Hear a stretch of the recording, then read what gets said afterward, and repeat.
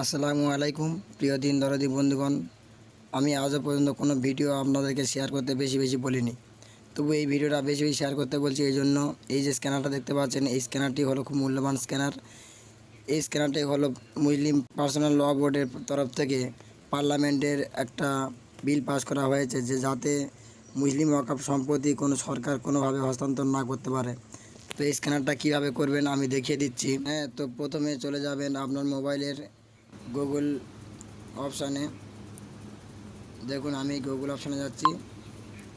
এবার আপনারা দেখতে পাচ্ছেন ওই যে একটা মাইক্রোফোনের চিহ্ন আছে, একটা স্ক্যানারের চিহ্ন আছে। স্ক্যানারের চিহ্ন মেরে এবার আপনাদের ছবিটা স্ক্রিনশট মেরেছেন, স্ক্রিনশটটা নিয়ে স্ক্যানার করবেন।